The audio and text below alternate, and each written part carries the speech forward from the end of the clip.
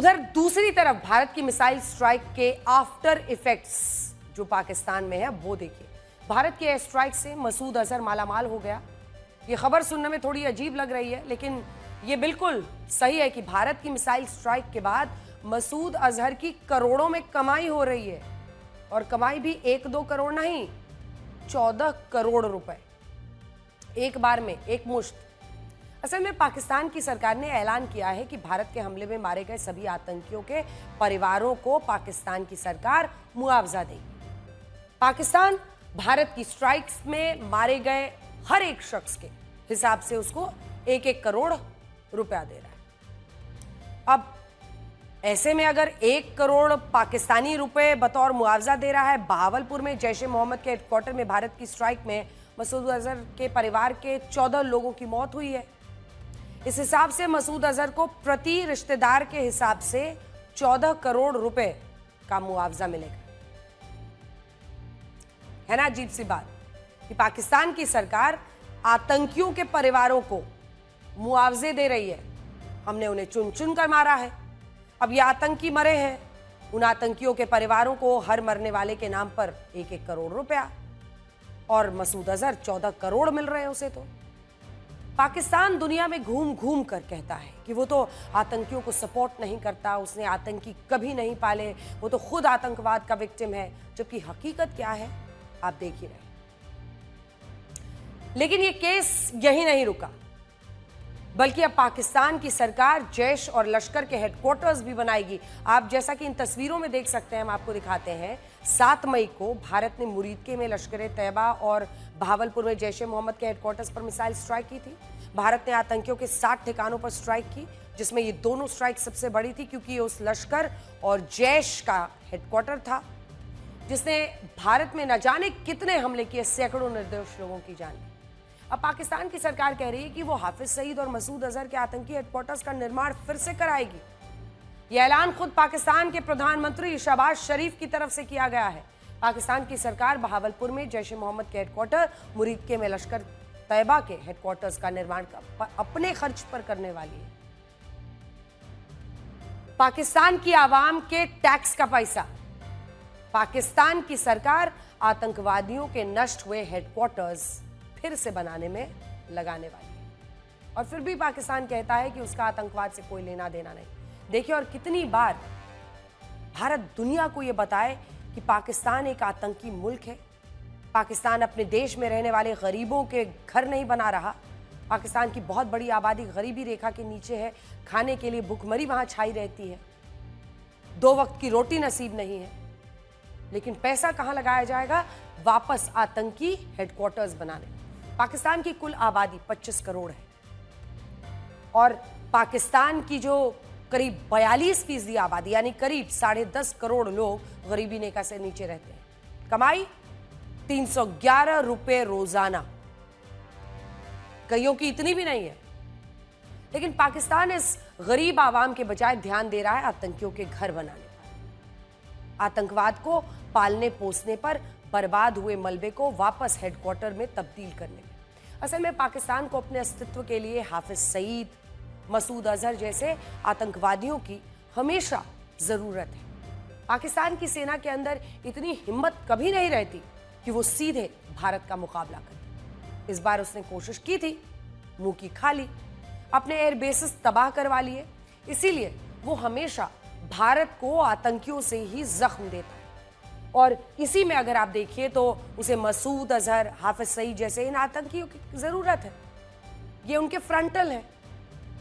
इसीलिए पाकिस्तान की सरकार खुद अपनी आवाम के टैक्स के पैसों से इन आतंकियों को मुआवजा दे रही है, उनके हेडक्वार्टर्स फिर से खड़े कर रही है। पाकिस्तान मीडिया की एक रिपोर्ट दिखाते हैं आपको, जिसमें खुद वो बता रहे हैं कि स्ट्राइक से मसूद अजहर का ये हेडक्वार्टर कितनी बुरी तरह से तबाह हो गया है। देखिए, तो भारत ने अपने हमले में पाकिस्तान के जिन 9 आतंकी केंद्रों को निशाना बनाया था, उनमें लाहौर के पास मुरीदके में लश्कर का हेडक्वार्टर भी शामिल है, जिसका नाम है मरकज़े तैयबा, जिसमें 26/11 हमले में शामिल रहे आतंकियों की ट्रेनिंग हुई थी।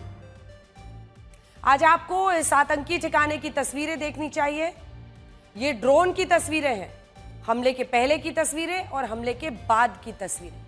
किस तरह भारत ने वहां पर तबाही मचाई है। टॉम कूपर के अलावा अमेरिकी सेना के पूर्व अधिकारी और वॉर एक्सपर्ट्स, ध्यान से सुनिए, जॉन स्पेंसर, जिनकी बात दुनिया सुनती है, उन्होंने भारत की कार्रवाई की तारीफ की है। उन्होंने कहा कि यह भारत की निर्णायक जीत है। भारत आतंक के खिलाफ अपनी रणनीति को नए स्तर पर ले गया है। उन्होंने स्पष्ट किया कि भारत ने पाकिस्तान को स्पष्ट संदेश दे दिया है कि अब आतंक का जवाब युद्ध से मिलेगा। जॉन स्पेंसर ने भारत के फैसलों की भी जमकर तारीफ की है और कहा है कि भारत ने पहले की तरह न तो संयुक्त राष्ट्र में गुहार लगाई, न ही पाकिस्तान को कोई चेतावनी दी। भारत ने सीधे लड़ाकू विमान भेजे, सटीक निशानों पर हमला किया। यह दिखावे की कार्रवाई नहीं थी, बल्कि सोच समझकर की गई सैन्य कार्रवाई थी। I understand the real capability is required to do that, and the precision and proportionality that was used by the Indian Air Force to penetrate air defenses at will and strike the very important terror camps that India wanted to strike, but also to defend Indian cities and Indian sites with a multi-factor air defense system for the drones and all of that the Pakistan military sent towards India. I believe it is clear and credible. You only have deterrence if you have capability, which India has demonstrated, immense capability, and the will to use it. I walked the ground of the 2008 Mumbai attacks, and what India's response was only diplomatic, even though it was shown to be Pakistan ISI-sponsored Lashkar-e-Taiba attack. This is a clear signal that that's all done. India will respond to attacks by the sponsorship, which was the Pakistan military and the Pakistan government. So I think it's a very strong message, but also a credible message. ये सब वाहवाही कर रहे हैं हिंदुस्तान की। क्यों कर रहे हैं? ये टॉप पाकिस्तान में जिहाद एक उत्सव की तरह होता है। उस जिहाद वाले उत्सव में हिस्सा लेने के लिए पाकिस्तान में होड़ मची हुई है। एंटी इंडिया नैरेटिव चल रहा है। किस पैमाने पर चल रहा है आप देखिए। कस्में खाई जा रही हैं कि अगली बार का नाश्ता सीधे हिंदुस्तान में करेंगे। बुरी तरह से पिटे हैं। अपने फाइटर विमान, लड़ाकू विमान तैयार किए, एयर स्ट्रिप्स तब तक इंडिया ने उड़ा दिए थे। ये पाकिस्तान के आम लोग नहीं हैं, ये पाकिस्तान की जिहादी आवाम है जो मजहब के नाम पर मर मिटने को तैयार है। सबसे पहले आप एक छोटा सा सैंपल देखिए, फिर बताएंगे कि कैसे भारत की स्ट्राइक के बाद पाकिस्तान के बिलों में छिपे हुए ये आतंकी बाहर निकल आए हैं और अब तो पाकिस्तान की सरकार और फौज से हाफिज सईद को बाहर निकालने की मांग हो रही है। सबसे पहले आप ये छोटा सा जरा सा सैंपल देखिए, फिर कहानी बताएं। जब तमाम लड़ाकू विमान, मिसाइल, ड्रोन सब फुस हो गए हों तो माइक पर ही चिल्ला लिया जाए। ये भी लेकिन क्या हो रहा है आप देख ही रहे हैं। जिहादियों की ऐसी रैलियां पूरे पाकिस्तान में चल रही हैं। अभी आपने जो रैली देखी वो कराची में हुई थी, जिसमें बहुत से आतंकी संगठन शामिल थे। वहां पर ऐसा ही होता है। आप भारत में देखेंगे कि कई एनजीओज निकलेंगे रैली करने, राजनीतिक पार्टियां निकलेंगी, वहां पर आतंकी संगठन निकलते हैं और फिर आतंकी संगठन मिलके कई बार निकलते हैं। ऐसी एक रैली एबटाबाद में हुई। एबटाबाद वही जगह है जहां से अमेरिका ने उसामा बिन लादेन को मारा था। सोचिए, उसी एबटाबाद में हाफिज सईद के आतंकी संगठन की रैली हो रही है। और ये उसामा बिन लादेन जो एबटाबाद में मारा गया था, उसने एक ऐसी आतंकी घटना को 9/11 अमेरिका में अंजाम दिया था जिसमें 3000 लोगों की मौत हुई थी, लेकिन अमेरिका वो भी भूल गया। खैर, वापस आइए। एबटाबाद जहां पर उसामा बिन लादेन मारा गया है, वहां पर हाफिज सईद ने एक राजनीतिक दल बनाया है, मिल्ली मुस्लिम लीग। असल में यह हाफिज के आतंकी संगठन का ही फ्रंट है, क्योंकि जब उसका संगठन बैन होता है, FATF से बहुत दबाव बढ़ा पाकिस्तान पर, उसको दरकिनार किया, तो उसने ये संगठन बना लिया। इसी आतंकी फ्रंट के जिहादियों की एबटाबाद में रैली हुई, जिसमें भारत के खिलाफ जहर फैलाया गया है, लेकिन खुलेआम हाफिज सईद का नाम लिया गया। हाफिज सईद के नाम के नारे लगे। बाकायदा पाकिस्तान की सरकार ये डिमांड की गई कि हाफिज सईद को रिहा करो, फिर देखो पाकिस्तान की जिहादी वाली ये ताकत कहां तक जीतती है। देखा आपने? तो सिख भारत का नहीं पाकिस्तान का साथ देंगे। आज पन्नू के लिए भी हाफिज के जिहादियों ने एबटाबाद से एक मैसेज भेजा है। हाफिज का जिहादी खुलेआम ये स्वीकार कर रहा है कि जिस तरह उन्होंने सिखों को वहां से भगाया, उसी तरह से वो मोदी को भी दिल्ली से भगाएंगे। हाफिज का जिहादी बता रहा है कि कैसे पाकिस्तान के इस हिस्से से उन्होंने सिखों को भगा दिया और धमकी दे रहा है कि इसी तरह से अब दिल्ली से प्रधानमंत्री नरेंद्र मोदी को भी वो भगाएंगे। ये हिंदुस्तान से कैसे भगा सकते हैं? एक बात तो तय है कि भारतीय सेना की कार्रवाई निशाना सही लगा है। अब इससे बड़ा सबूत क्या चाहिए कि पाकिस्तान एक आतंकवादी देश है, जिहादियों को भारत के खिलाफ इस्तेमाल करता है? क्या अभी भी इंटरनेशनल कम्युनिटी को कोई और दूसरे सबूत चाहिए? भारत पाकिस्तान के इस 4 दिन के युद्ध से हमने 2 बड़े सबक सीखे। पहला सबक, जो सबका दोस्त बनना चाहता है कोई उसका सच्चा दोस्त नहीं बनता। मशहूर दार्शनिक अरस्तु ने यह बात कही थी। भारत के संबंध में यह बात अमेरिका जैसे दोस्तों पर सटीक बैठती है। भारत के मुश्किल समय में अमेरिका ने हमेशा बीच का रास्ता अपनाया और कभी भारत का खुलकर पक्ष नहीं लिया, जबकि भारत अमेरिका को दोस्त की तरह देखता है। इसीलिए अब भारत को दोस्त और व्यापारिक साझेदारी में फर्क करना सीखना होगा। दूसरा सबक यह है कि अब हमें पता है कि पाकिस्तान के दोस्त कौन कौन से देश हैं। इस युद्ध में तुर्की, चीन और अजरबैजान ने खुलकर पाकिस्तान का एक तरफा समर्थन किया। तुर्की ने अपने ड्रोन से पाकिस्तान की मदद की। पाकिस्तान ने अपने दोस्तों के साथ मिलकर भारत के खिलाफ साजिश की। तुर्की, अजरबैजान और चीन ने खुलकर पाकिस्तान का पक्ष लिया। इन तीनों देशों ने पाकिस्तानी आतंकवाद पर अपने दोहरे चरित्र का प्रदर्शन कर दिया। सबसे ज्यादा शर्मनाक हरकत तुर्की ने की। तुर्की ने पहलगाम आतंकी हमले के बाद एक बार भी यह नहीं कहा कि इस हमले में शामिल आतंकी पाकिस्तान से आए थे। लेकिन जब भारत ने ऑपरेशन सिंदूर के तहत पाकिस्तान के 9 आतंकी ठिकाने तबाह किए, तब वो पाकिस्तान के पक्ष में बोलने के लिए सामने आ गया। तुर्की के विदेश मंत्रालय ने भारतीय सेना के एक्शन के बाद एक पत्र जारी किया, जिसमें उसने कहा कि ऑपरेशन सिंदूर के तहत किया गया हमला उकसाने वाली हरकत है। उसका कहना था कि भारत के इस कदम से एक बड़ी जंग शुरू हो सकती है।